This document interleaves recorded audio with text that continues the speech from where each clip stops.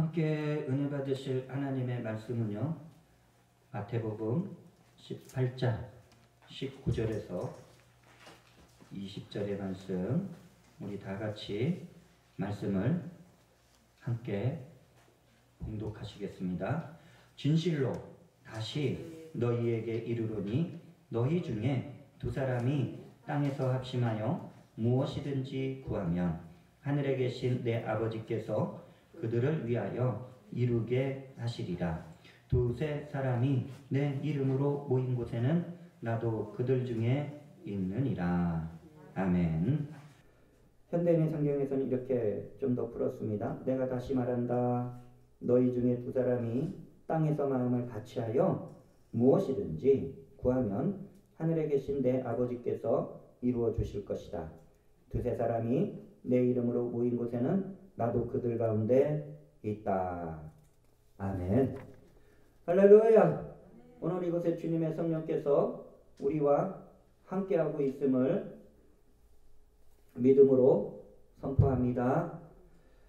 마태복음 18장 19절에서 20절의 말씀, 그리스도인의 합력이라는 제목으로 함께 말씀의 은혜를 나누고자 합니다. 아프리카를 여행하면서 이제 많은 아프리카의 부족들을 연구하던 인류학자가 있었습니다. 그래서 어느 한 마을에 이제 부족에 들어가서 아이들이 많은 거예요. 아이들을 모아놓고 우리 한번 게임을 하자라고 했습니다.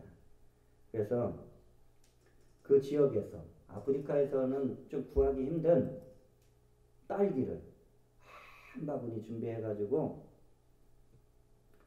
아이들에게 자, 이걸 저 멀리 있는 나무에다가 놓을 테니까 달리기 시합을 해서 1등한 아이가 이 딸기를 한 바구니 선물로 주겠다라고 했어요.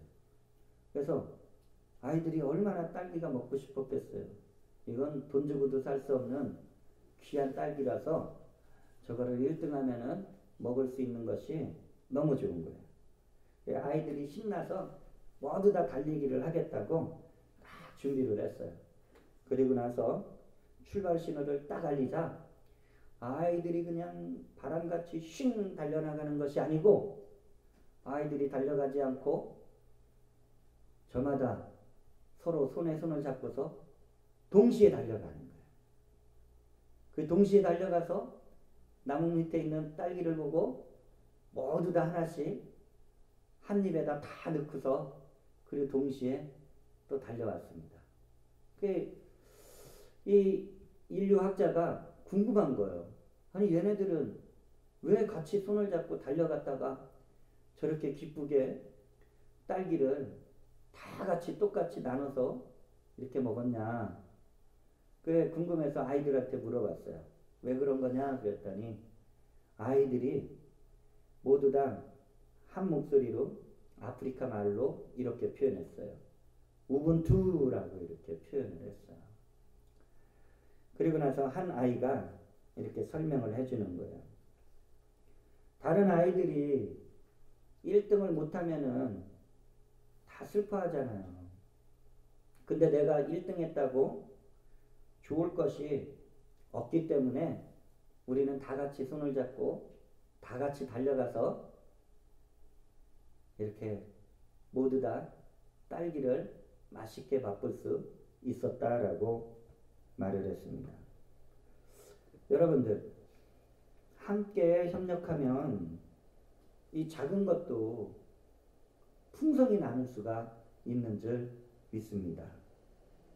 이러한 모습은 서로 신뢰할 수 있고 사랑할 수 있기 때문에 가능한 것이죠.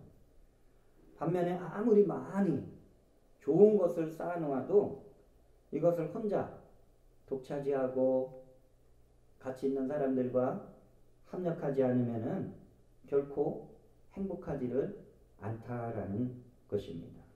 우리 그리스도인들은 믿음 안에서 서로 돕고 협력해서 주님의 사랑을 이루어 나가야 할 줄로 믿습니다. 에베소서 4장 1절에서 4절의 말씀을 보게 되면은 그러므로 주 안에서 갇힌 내가 너희를 권하노니 너희가 부르심을 받은 일에 합당하게 행하여 모든 겸손과 온유로 하고 오래 참음으로 사랑 가운데서 서로 용납하고 평안에 매는 줄로 성령이 하나 되게 하신 것을 힘써 지키라. 몸이 하나요 성령도 한 분이시니 이와 같이 너희가 부르심의 한 소망 안에서 부르심을 받았느니라 라고 말씀하고 있습니다. 자, 우리는 무엇으로 합력해야 하겠습니까? 그리고 우리가 합력할 때는 어떠한 일이 나타나게 되는 것입니까? 우리가 함께 두 가지로 말씀을 나눠보고자 합니다. 첫째는 믿음으로 합력해야 합니다. 오늘 본문 말씀 가운데 마태복음 18장 19절에서 진실로 다시 너희에게 이르노니 너희 중에 두 사람이 땅에서 합심하여 무엇이든지 구하면 하늘에 계신 내 아버지께서 그들을 위하여 이루게 하시리라 라고 말씀하고 있습니다. 우리 그리스도인들은 합력해서 하나님 앞에 또는 사람들 앞에서 우리의 신앙이 살아있음을 증명해야 할 줄로 믿습니다. 우리가 하나님께 은혜 받기 전에 먼저 하나 되어야 한다라고 성경은 말씀하고 있어요. 분명히 성경은 아버지께서 은혜를 베풀어 주셔요. 근데 선행되는 조건이 무엇이냐? 믿음으로 하나 되어야 한다라고 말씀하고 있다라는 것입니다.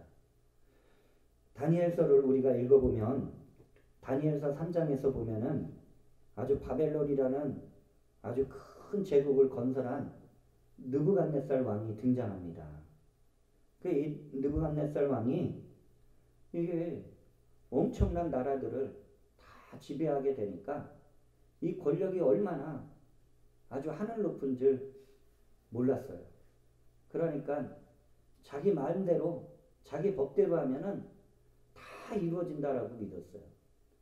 그래서 아주 큰 높이 30m나 되는 금 신상을 딱 세워놓고서 거기에서 이제 자신의 권력을 앞세워서 누구든지 이 금신상에게 다 경배하라라고 명령하였어요. 그렇지 않으면은 다니엘서 3장 6절에 보게 되니까 누구든지 엎드려 절하지 아니하는 자는 즉시 맹렬히 타는 풀무불에 던져 넣으리라 라고 말씀하고 있습니다. 자, 왕의 명령이 얼마나 권세가 높았던지 다스리고 있던 그 모든 나라와 민족들이 금신상 앞에서 다 절을 하게 되었다라는 거예요. 그런데 저 멀리 아주 조그만 유대 땅에서 그 나라를 침략하고 그 나라를 멸절한 후에 많은 사람들을 포로로 잡아왔는데 그래서 똑똑한 사람들을 바벨론식 문화와 교육과 훈련을 시켜서 바벨론 여러 행정에 그러한 공직자로 세워놓은 사람들이 있었어요. 그 가운데 사드락과 메삭과 아벳느고가 금신상 앞에서 모든 사람들이 다 이 우상에게 경배를 하는데 이들 세 사람만은 다 버티고 서가지고 절을 하지 않았다라는 것입니다. 그들이 이 금신상 앞에 절을 하지 않은 이유는 이들은 살아계신 하나님을 믿고 의지하기 때문에 절대로 사람이 만든 우상 앞에 절을 할 수 없었다라고 하는 것이죠. 자, 그랬더니 왕이 아주 그냥 이 사드락과 메삭과 아벳느고를 마땅치 않게 못마땅하게 생각하는 그러한 자들의 참소 소리를 듣게 된 거예요. 보고를 들으니까 더더욱이 이 백성들이 절을 한 것도 아니고 나라의 공직자들 가운데 이 세 사람이 신상 앞에 절을 하지 않았다라고 그러니까 왕의 권위가 서지 않으니 화가 무척 많이 났다라는 거예요. 그런데도 느부갓네살 왕이 이 사드락과 메삭과 아벳느고를 불렀어요. 그리고 나서 바로 죽이지 않고 회유를 하는 거예요. 야, 너희들이 믿는 하나님이 너희들이 이런다고 그가 구원해 줄 수 있느냐? 우리가 여러 나라를 침범했는데 각 나라가 섬기는 신들 중에 우리나라를 대적한 자들이 있느냐? 그러면서 회유하는 거예요. 야, 다시 한번 기회를 줄 테니까 이 금신상 앞에 너희들도 정중하게 경배하라 라고 하는 거예요. 그렇지 않으면은 회유하면서 아주 엄하게 엄포를 놓는 거예요. 아주 뜨거운 불구덩이에다가 너희들을 던져놓겠다. 여러분들, 세상을 살다 보면은 우리의 신앙에 대해서 여러 가지 환난이나 어려움을 겪을 수도 있지만 이렇게 회유를 당하기도 합니다. 아주 사단의 역사는 강교해요. 우리가 다 우리의 약한 부분을 나 자신도 알고 있지만 사단도 알고 있어요. 그 원수마귀가 내 자신의 연약한 죄성이 어느 것이 약하다라는 것을 알고서 늘 그것을 공격해요. 그러니까 우리가 이런 부분을 잘 막아서야지만 죄에서 넘어지지 않고 믿음으로 바로 서게 되는 줄 믿습니다. 그런데 지금 사드락과 메삭과 아벳느고가 이제 왕이 직접 불러다가 지금 회유하면서 말을 한 거 아니에요. 내가 이번 한 번만 더 특별히 너네들 봐준다. 바로 금신상 앞에 절을 하라. 이렇게 엄한 명령을 들었는데 이들 세 사람은 성경에 기록된 바로 이렇게 분명하게 말씀하는 거예요. 다니엘서 3장 17절에서 18절에 왕이요 우리가 섬기는 하나님이 계시다면 우리를 맹렬히 타는 풀무불 가운데서 능히 건져내시겠고 왕의 손에서도 건져내시리이다. 그렇게 하지 아니하실지라도 왕이요 우리가 왕의 신들을 섬기지도 아니하고 왕이 세우신 금 신상에게 절하지도 아니할 줄을 아옵소서. 여러분, 말단 공직에 있는 자가 최고의 권력을 앞세우고 있는 그 왕 앞에서 이렇게 말을 한다는 것은 아주 굉장한 권위에 대한 명령에 대한 도전이 될 것입니다. 이 사드락과 아벳느고, 메삭과 아벳느고는 그러나 세상의 권력, 세상의 제도, 세상의 힘, 그 모든 죽음 앞에서도 전혀 믿음이 흔들리지 않았다라는 것이에요. 저는 이 말씀을 이렇게 묵상하면서 이들이 한 사람의 신앙이 아니잖아요. 무려 세 사람의 신앙이에요. 이 세 사람의 신앙은 동일하게 이 죽음으로 죽게 되는 이 상황 속에서도 그들의 믿음이 살아있음을 똑같이 증거하였다라는 것이죠. 누구 하나 두려워 떨거나 하지도 않았고, 그리고 간혹 그런 분들이 있잖아요. 나만 살겠다고 이렇게 신앙을 버리지도 않았다라는 것입니다. 여러분들, 우리들도 마찬가지예요.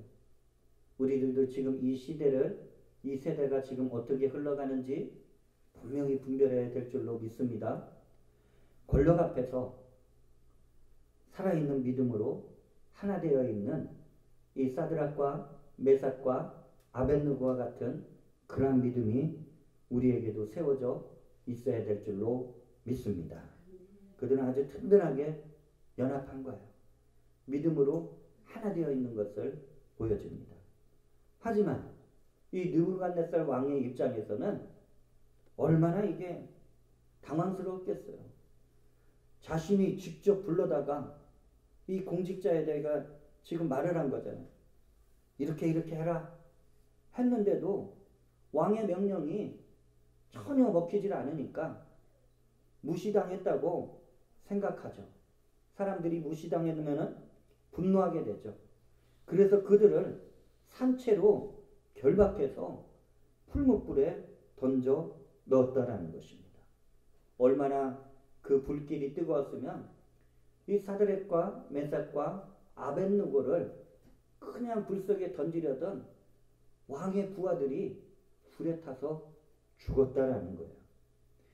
자, 그런데 이 불 속에 던져진 이 사드락과 메삭과 아벳느고의 모습이 왕의 기대했던 모습과는 전혀 다른 그런 현상이 나타났다라는 것입니다.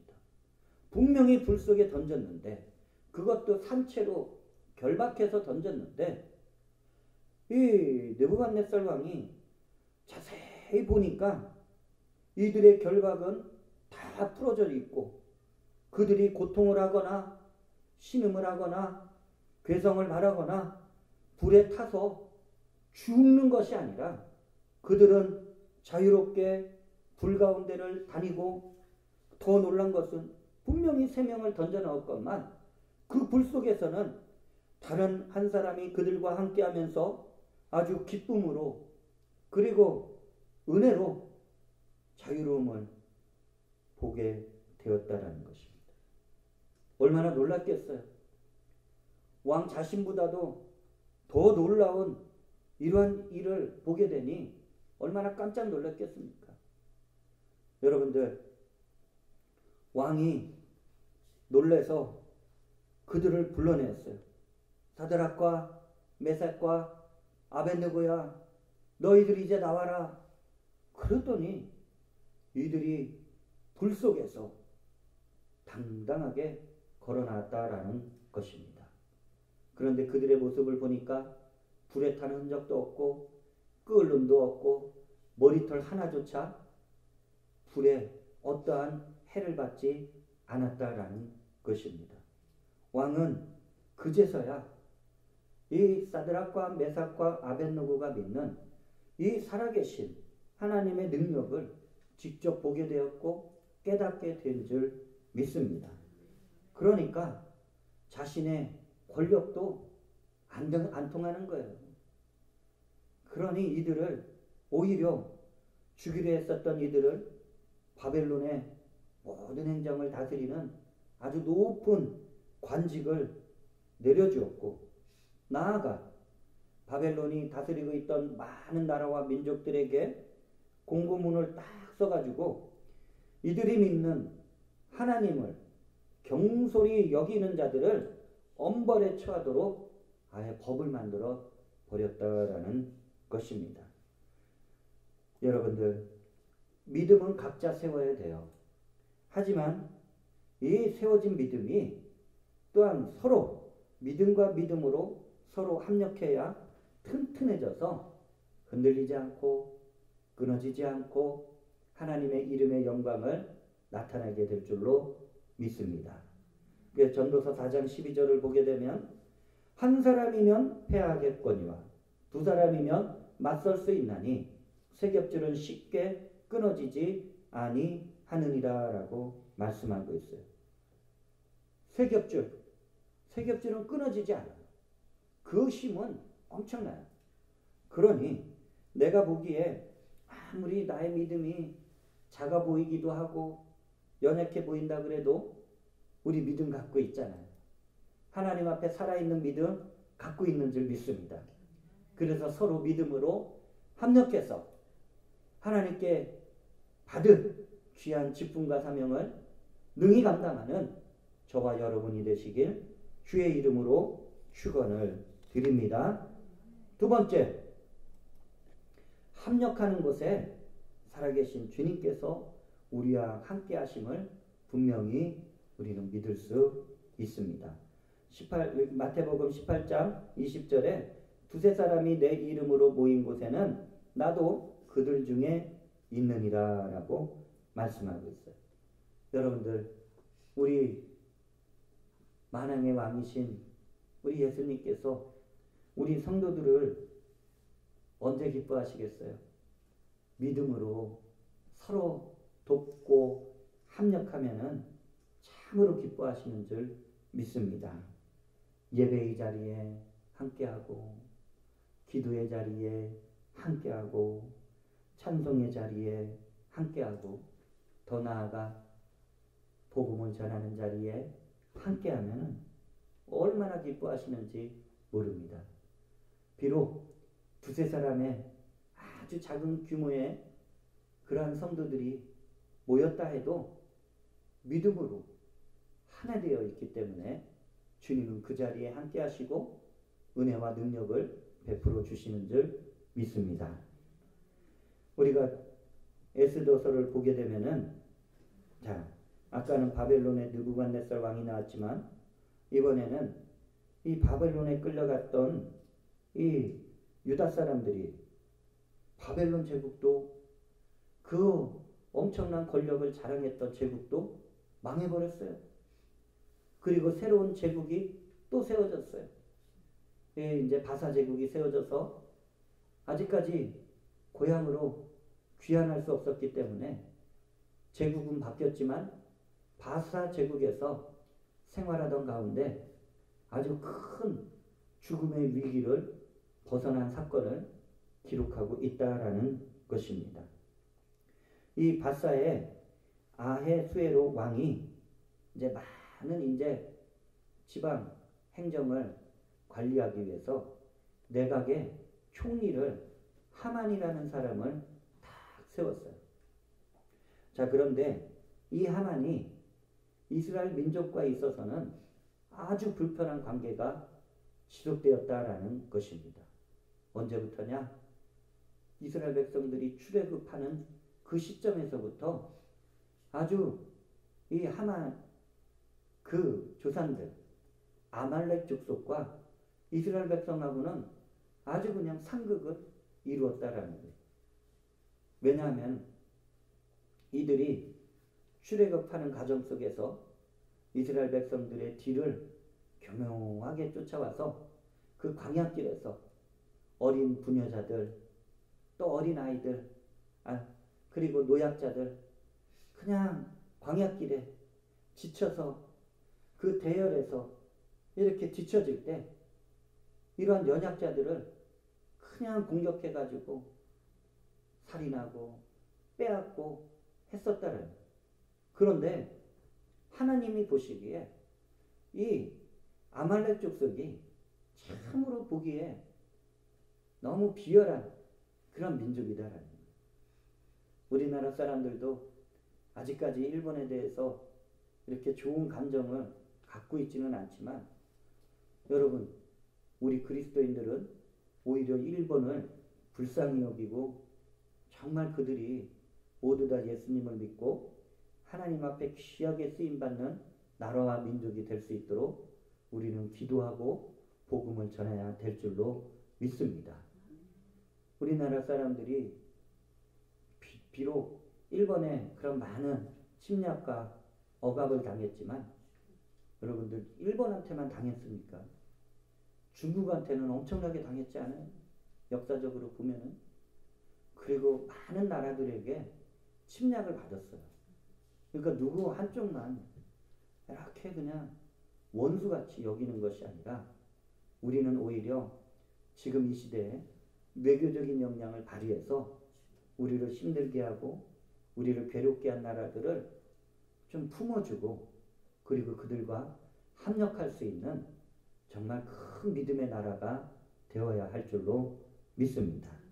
하나님 보시기에 이 아말렉이 하나님이 택한 이스라엘 백성들을 너무나도 정말 비열하게, 아주 그냥 잔인하게 이렇게 공격한 것을 보고서 하나님이 아말렉 족속과 아주 그냥 반대편에 서게 되셨다라는 것이에요. 출애굽기 17장 14절에 야훼께서 모세에게 이르시되 이것을 책에 기록하여 기념하게 하고 여호수아의 귀에 외워 들리라. 내가 아말렉을 없이하여 천하에서 기업도 못하게 하리라라고 하나님께서 직접 모세에게 말씀에 기록하라라고 하고 있는 거예요. 자, 어찌됐든 이 아말렉 족속의 후손이었던 하만도 바사 제국에서 살고 있었어요. 자, 그런데 그가 아하수에로 왕의 흉애를 받아서 그것도 권력의 2인자의 자리에 앉혀지게 된 거예요. 왕의 총애를 받았으니 왕의 총애를 받는 이러한 자들은 모든 백성들이 다 허리를 굽혀 이러한 하만에게 다 그를 절을 하고 높여야 됐어요. 이 당시의 문화는 왕이 모든 그런 사람들보다 제일 뛰어나고 신격화했기 때문에 왕에게 아주 그러한 우상과 같이 절을 해야 됐고 왕의 총애를 받는 자들에게도 이러한 동일한 일을 해야 됐다라는 것입니다. 권세가 높아질 대로 높아졌어요. 그런데 꼭 이 수산 왕궁을 드나들 때마다 말단 관직에 있었던 모르드게라는 자가 절을 하지 않는 거예요. 자기를 봐도 그냥 가만히 있고 그 자가 누구냐 보니까 자기들의 민족의 족속의 원수 같은 이스라엘 민족인 거예요.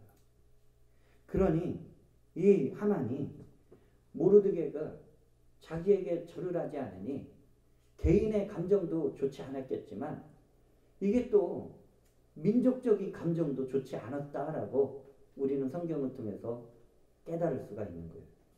그래서 이 높아진 권력의 자리에서 모르드게 한 사람 죽이면 뭐 그냥 잠깐 시원하겠죠. 그런데 이거를 이 바사 제국에 살고 있는 모든 포로로 끌려온 유다인들을 다 죽이면은 얼마나 더 시원하겠어요. 악한 사람들은 이런 일을 서슴지 않고 하는 거예요. 그래서 아하수에로 왕한테 가가지고 왕한테 가서 거짓말로 참사하는 거예요. 모르드게 한 사람이야 자기 권위로 죽일 수 있겠지만 그래도 수상궁에 뭐 노예로 살든 포로로 살든 하찮은 천민으로 살든 이 유다 백성들이 수십만 명이 살고 있었는데 그들을 한꺼번에 죽이려니까 왕의 허락을 받아야 되는 거예요. 그래 가서 모르드게 얘기를 하는 게 아니라 왕이시여, 아니 바사 제국에 살고 있는 수많은 민족 가운데 한 민족이 왕의 법을 도저히 지키지 않습니다. 이건 왕의 권위가 이거는 없는 것입니다. 그러니 이러한 민족들은 왕에게 해악이 되니까 언제 반란을 일으킬지 모르니까 이러한 자들은 다 없애야 됩니다. 그러니까 학살해야 된다는 거예요. 히틀러가 유대인들을 그냥 얼마나 미워했나. 600만 명을 무자비하게 그냥 학살했잖아요. 이 하만이 이 유다인들을 너무나도 미워하니까 한 번에 죽이려고 왕에게 재가를 얻는 거예요. 자, 왕에게 재가를 얻을 때 명분을 내세운 게 왕의 법을 어겼다라는 거예요. 이 거짓말하는 자들은 이렇게 서슴지 않고 악을 해내요. 그리고 나서 왕의 신임을 얻기 위해서 왕이시여, 이 사람들은 한 날을 정해서 하루에 그냥 다 이게 학살해야 되는데 그 비용이 얼마나 많이 들어가겠습니까? 그런데 왕이시여, 제가 그 비용을 다 되겠습니까? 다 되겠습니다. 그냥 엄청난 비용을 왕에게 댈 테니 세금으로 충당하는 것이 아니라 제 사비로 감당하겠습니다.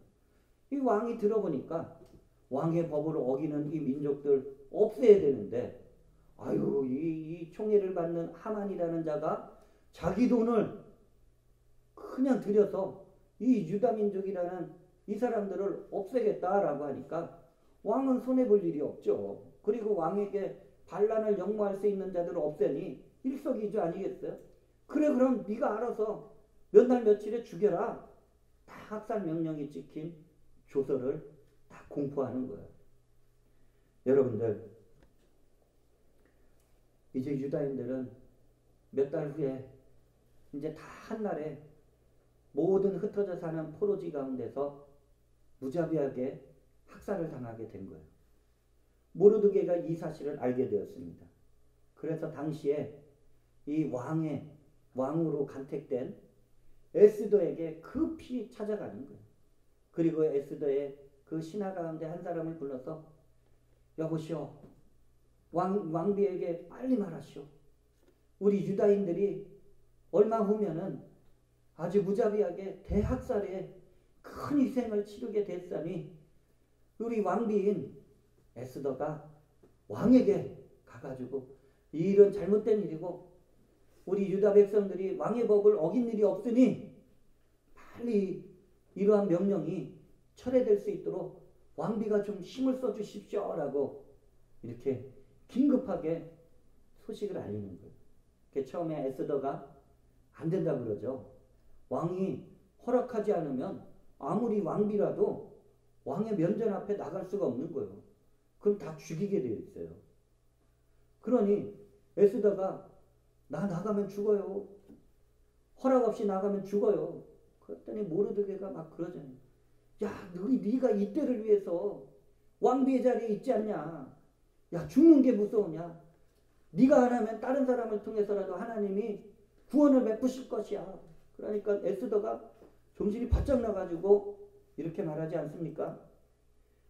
에스더서 4장 16절에서 17절에 당신은 가서 수산에 있는 유다인들을 다 모으고 나를 위하여 금식하되 밤낮 3일을 먹지도 말고 마시지도 마소서. 나도 나의 시녀와 더불어 이렇게 금식한 후에 규례를 법을 어기고 왕에게 나아가리니 죽으면 죽으리이다 하니라. 17절에 보니까 모르드게가 가서 에스더가 명령한 대로 다 행하니라 라고 말씀하고 있어요. 여러분들, 저는 이 말씀을 이렇게 묵상하면서 아주 이제 유다 민족이 포로지에서 수십만 명이 학살의 위기 앞에 있는 거예요. 자, 그런데 에스더가 내가 죽으면 죽으리다 하고 왕 앞에 나가겠다는 거예요. 그런데 어떻게 하고 나가겠다는 거예요? 금식하고 나아가겠다라고 말하는 거예요. 그 에스더와 시녀들이 함께 금식할 터인데 모르드게 당신은 이 수산 궁에 살고 있는 모든 유다 백성들에게 연락해서 당신들도 같이 금식하며 내가 왕 앞에 나가서 말할 수 있도록 중보기도 해달라고, 하나님 앞에 기도해달라고 이런 말을 전했다라는 거예요.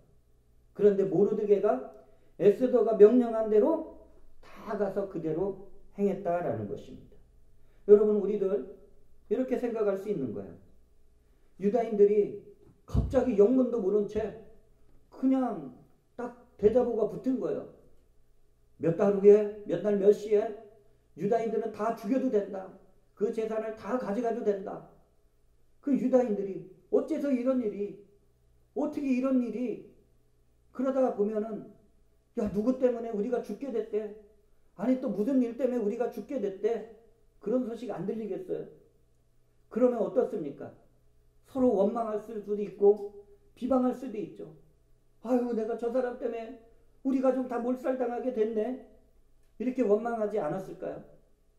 그런데 유다인들이 이 포로지 가운데 모르드게를 중심으로 다 금식하며 이 왕후 에스더가 왕 앞에 나가서 정말 제대로 된 말을 하고 그리고 구원의 말이 이룰 수 있도록 금식하며 합력하며 부르짖었음을 우리는 잊지 말아야 될 줄로 믿습니다. 오늘날에도 여러분들, 이 세상은 그리스도인들을 참으로 많이 배척해요. 근데 이 배척하던 일에서 이제는 오히려 핍박해요. 그리고 교회를 무너뜨리고자 하는 일들이 많이 일어나고 있어요. 여러분들, 하나님을 믿지 않으니 자기들이 인간의 법이 최고라고 생각해요. 그 인간의 법을 바꿔서 그래서 하나님의 생명의 그 말씀을 전하는 사람들을 핍박하고 잡아가두고 그리고 교회의 문을 닫게 하고 하는 일들이 오늘날의 우리의 시대가 살아가고 있다라는 것입니다. 교회를 무너뜨리려고 해요. 왜? 교회에서 살아계신 하나님의 말씀, 진리의 말씀, 죄에서 떠나서 하나님의 구원을 받으라 하는 그 말씀을 이들은 거부하는 거예요. 듣기 싫어하는 거예요. 영국에서는 한 전도자가 길에 가서 노방에서 많은 사람들을 만나면서 예수님의 복음을 전했어요.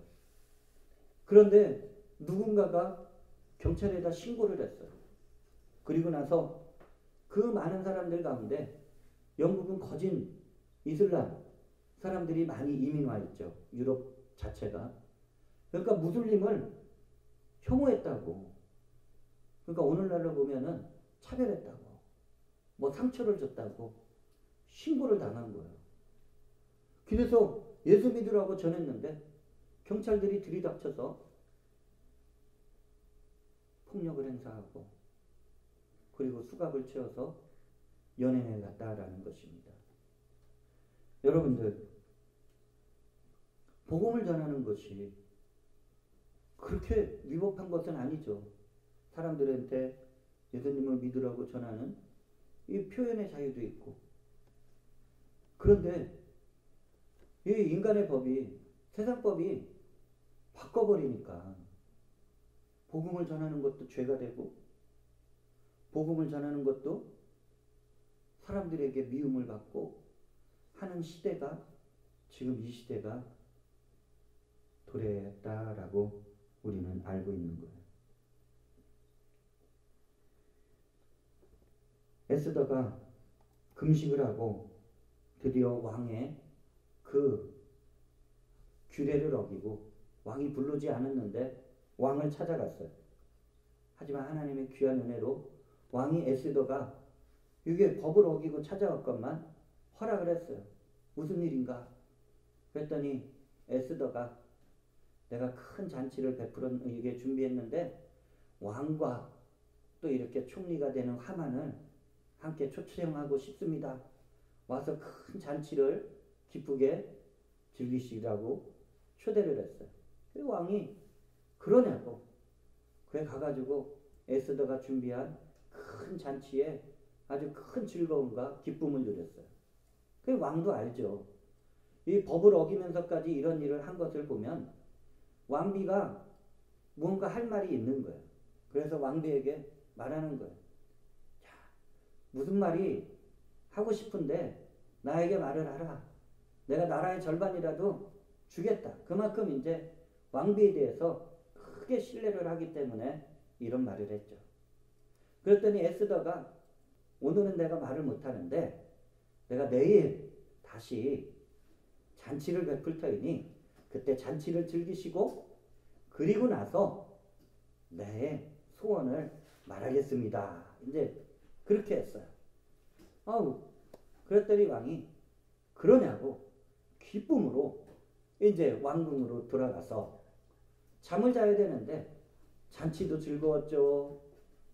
그날따라 잠이 안 와서 왕궁의 기록들을 딱 한 것을 보고서 역대일기를 보다가 저 성문을 지키던 이 모르드게라는 포로의 신분이었던 사람이 이 반란을 역모를 꿈꿨던 자들을 알게 돼서 급히 신고하여 이렇게 제압할 수 있었다라는 것이 기록되어 있는 것을 보게 되었습니다. 그러니까 왕이 모르드게에게 무슨 일을 했냐, 상을 베풀었느냐, 안 했습니다 라는 그 말을 듣고 모르드게를 아주 존귀하게 다 높여주게 되었다라는 것입니다. 다음날 날이 밝았어요. 왕비가 또 잔치를 초대한 것을 하만과 함께 기쁨으로 나아갔습니다. 그리고 나서 아주 큰 잔치에 기쁨을 즐겼어요. 그리고 나서 왕비에게 말을 하라. 소원이 무엇이냐? 그랬더니 에스더가 너무나도 간절하게 자기 민족이 어느 한 날 대학살에 모두 다 죽게 되었습니다. 그래서 이제 자초지정을 쭉 말하면서 이러한 일을 악한 일을 꾸민 자가 왕을 속이고 왕의 그 명령을 얻어낸 자가 바로 이 하만이라는 자가 이 일을 다 꾸몄습니다라고 담대하게 말을 한 거예요. 그랬더니 이 왕이 내가 이 신임하던 하만에게 내가 속았구나. 야, 저러한 자가 저런 무서운 흉계를 꾸몄구나. 그러니까 얼마나 마음이 상했겠어요. 그 머리도 식힐 겸 잠깐 잔치 자리를 벗어났는데 이 하만이 자신의 악한 흉계가 한 민족을 없애버리려고 했었던 그 흉계가 왕이 알게 되니까 너무 당황스럽고 불안한 거예요. 그래서 왕비 앉아있는 자리에 올라가서 뭐 치맛자락을 붙잡았던지 붙잡고서 간청을 하는데 왕이 좀 마음을 가라앉히고 들어왔더니 이 하만이라는 자가 오히려 지금 왕비를 또 겁탈하려고 하는 그런 또 모습을 왕의 눈에 비치게 된 거예요. 그래서 부활을 시켜서 그 자리에서 즉시 하만을 없애게 되었다라는 것입니다.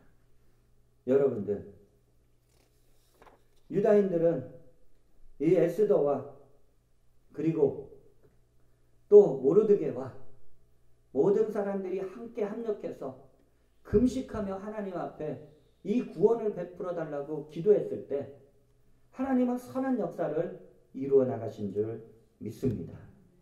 그래서 이 대학살에 당할 위기에서 오히려 구원을 받고 하나님의 백성으로 이 바사 제국에서 크게 영광을 나타내게 된 줄로 믿습니다.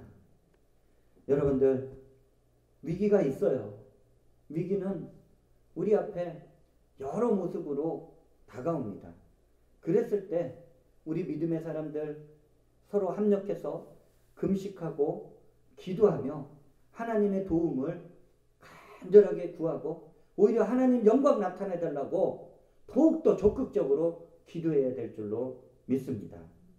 서로 분열하고 다투면 마귀가 좋아하는 거예요. 여러분들, 힘을 하나로 모으시길 바랍니다.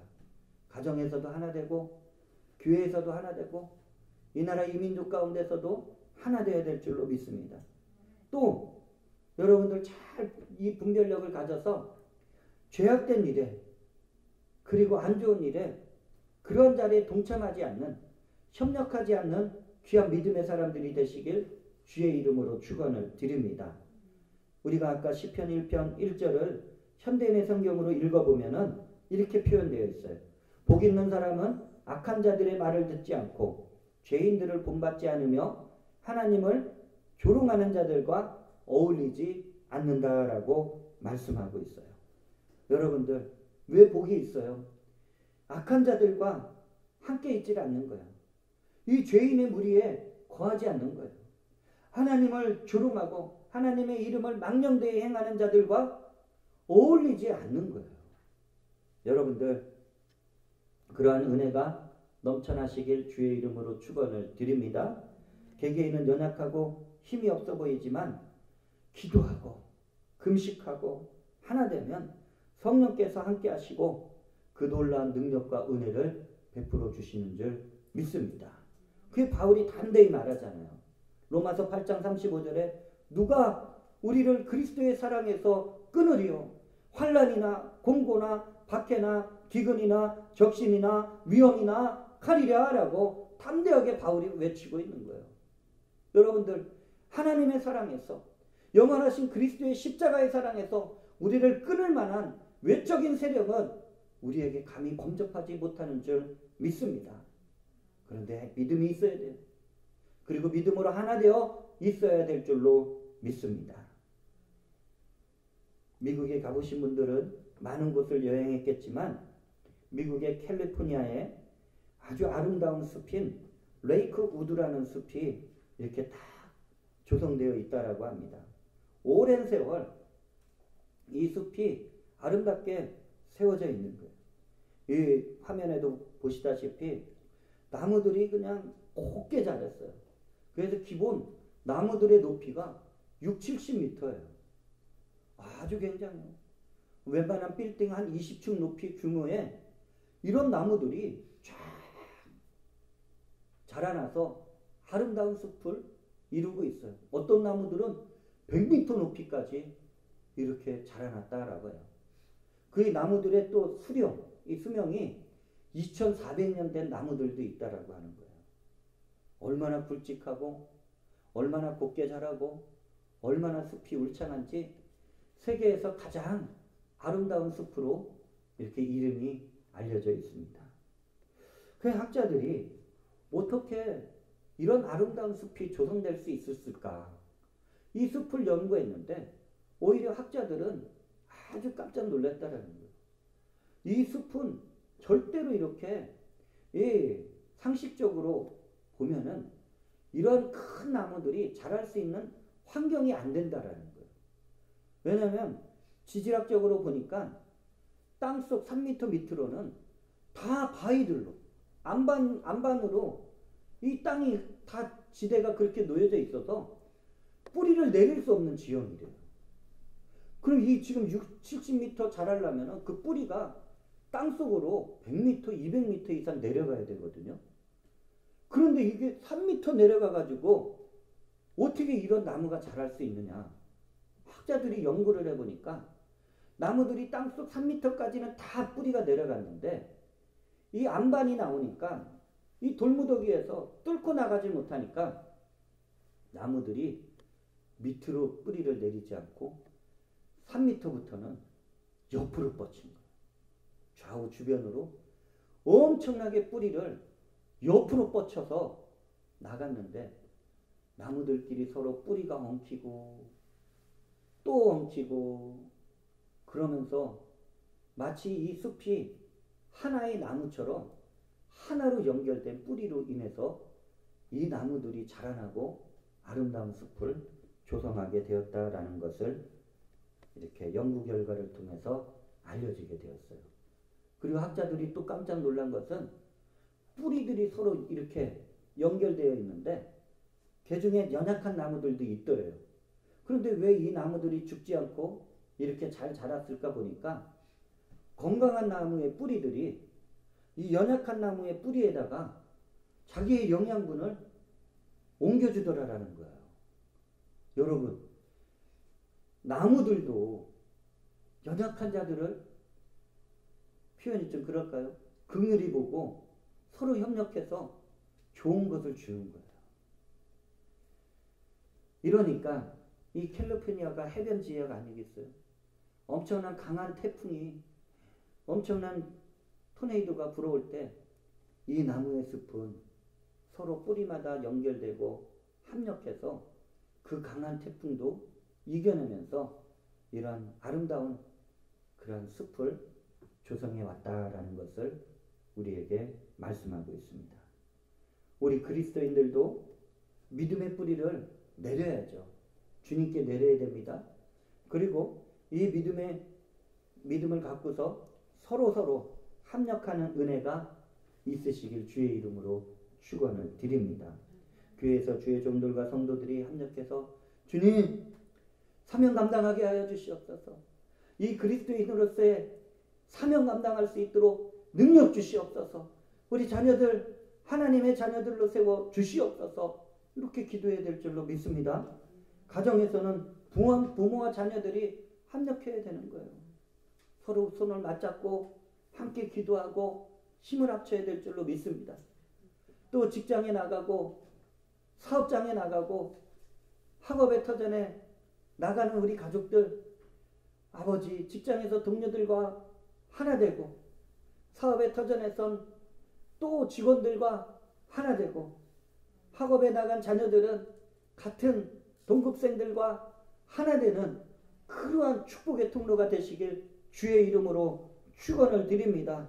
그래야지 이 나라 이 민족이 든든하게 세워지는 거예요. 교회가 든든히 세워지고 가정이 든든히 세워지고 일터와 사업의 터전, 학업의 터전이 아름답게 세워지게 될 줄로 믿습니다.